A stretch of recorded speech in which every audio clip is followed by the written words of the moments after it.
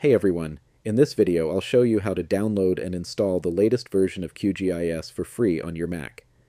QGIS is a powerful open-source geographic information system used for mapping, data visualization, and geospatial analysis, completely free to use.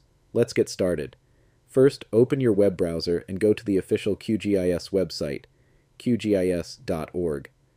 I've also included the link in the video description to make it easier. Once the homepage loads, click the download button at the top right or in the middle of the page. Then click Skip this and go to Download. On the download page, select macOS as your operating system.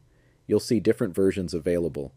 To get the most up-to-date release, click Download Regular Version for macOS to start downloading the .dmg installer file. The download may take a few minutes depending on your internet speed.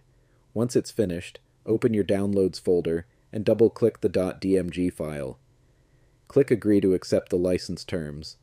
A new window will appear with the QGIS application inside. Simply drag and drop the QGIS icon into your Applications folder. This will install QGIS on your Mac. After the copy is complete, you can close the installer window and move the disk image to the bin if you want. Now, open Finder, go to your Applications folder, and launch QGIS. If macOS shows a warning that the app is from the internet, click Open to confirm. If you see a stronger security warning saying Apple cannot verify the app, click Done to close it. Then click the Apple logo at the top left of your screen and select System Settings. Go to Privacy and Security.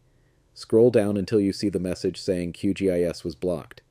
Click Open Anyway, then click Open Anyway again in the confirmation pop-up. You may need to enter your Mac password to confirm. QGIS should now launch. If not, just go back to your Applications folder and open it again. Once it starts, you'll see the main interface where you can begin working with maps and geospatial data. And that's it. You've successfully downloaded and installed the latest QGIS for free on your Mac.